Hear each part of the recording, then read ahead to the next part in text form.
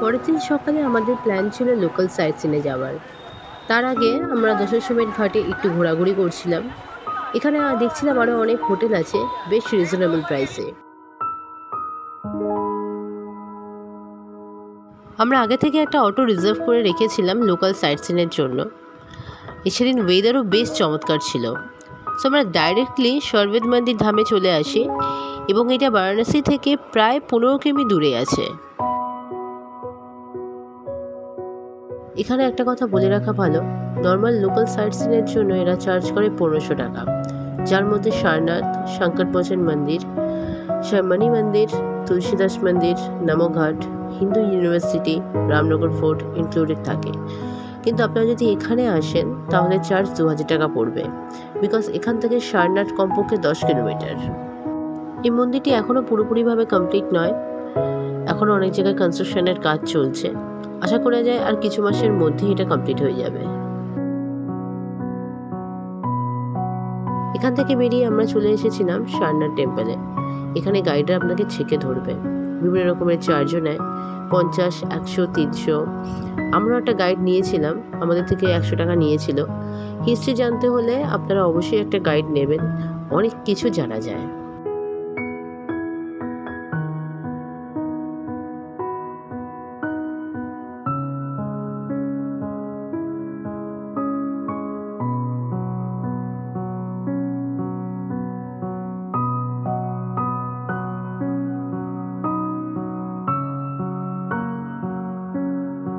মন্দিরের ভিতরের প্রতিটি দেওয়ালে বুদ্ধের লাইফের সব ঘটনার ছবি খুব সুন্দর করে ফুটিয়ে তোলা আছে।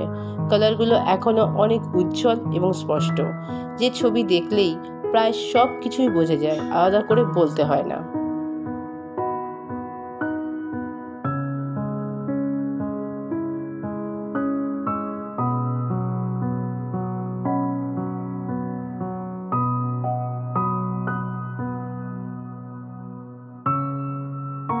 সারনাথের লেফট সাইড দিয়ে বুদ্ধিস্ট টেম্পলে যাওয়া যায়।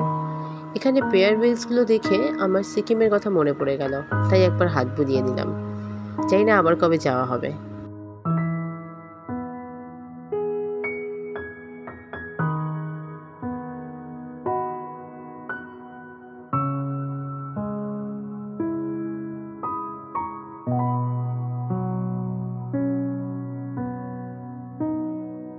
সারনাথের মন্দির থেকে একটু দূরে জাপানিজ টেম্পল আছে।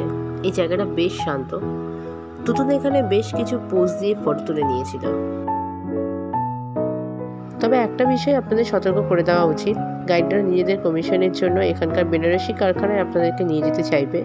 এটাও বলবে যে মার্কেট প্রাইস থেকে 35 to 50% অবধি রিবেট পাওয়া যাবে, বাট ভুলেও যাবেন না, সাধারণ দোকান থেকে যদি শাড়ি কেনার হয় তাহলে কিনবেন, না হলে ঠকে যেতে পারেন।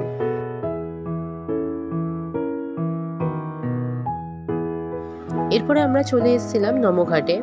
এটা কলকাতার প্রিন্সেপ ঘাটের মতন। এখানে কিছু রাইডসও আছে, বড়দের জন্যও আছে, বাচ্চাদের জন্যও আছে। 50 টাকা করে পার হেড নিচ্ছে। নতুন একটা রাইডস চললো। তো এটা কাশী স্টেশনের একদম কাছে। আপনার বারাণসী ডে 1 ভিডিওতে আপনারা এটা দেখতে পাবেন।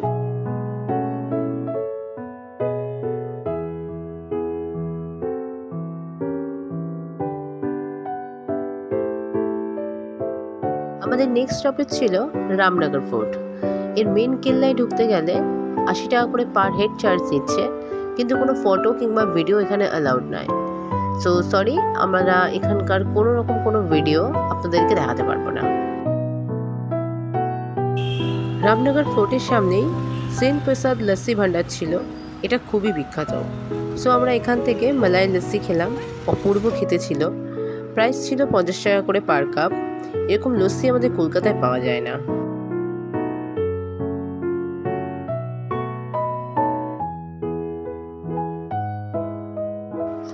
এরপরে আমরা গিয়েছিলাম ত্রিদেব মন্দিরে।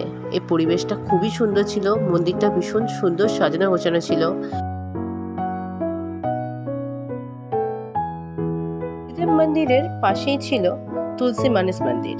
ফার্স্টে না বুঝলেও পরে জানতে পেরেছিলাম যে এই মন্দিরের রামচরিত মানসের রচয়িতা তুলসী দাসের মন্দির। এই মন্দিরের ভিতরটাও খুব শান্ত আর পরিষ্কার পরিচ্ছন্ন। আমাদের সাইট সিইং ট্রিপ শেষ হয়েছিল মানি মন্দির দিয়ে।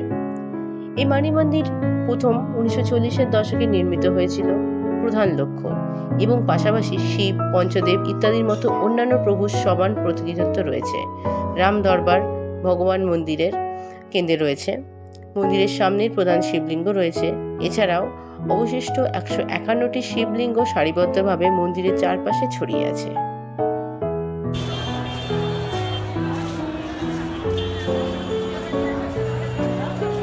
ফেরার পথে আমরা গিয়েছিলাম কাশী চাট ভান্ডারে। এটা বারাণসীর একটা ফেমাস ফুডের দোকান। এটি একদম গোধুলিয়া মোড়ে রয়েছে। এখানে সব রকমের চাট 50 টাকা পার প্লেট। তার মধ্যে টমেটো চাট, আলু টিকি চাট, সমোসা চাট ট্রাই করেছিলাম। খেতে বেশ ভালো। এক্সট্রা অর্ডিনারি কিছু আমার সেরকম মনে হয়নি। খুব বেশি হাই এক্সপেকটেশন আমার মনে হয় না রাখাই ভালো।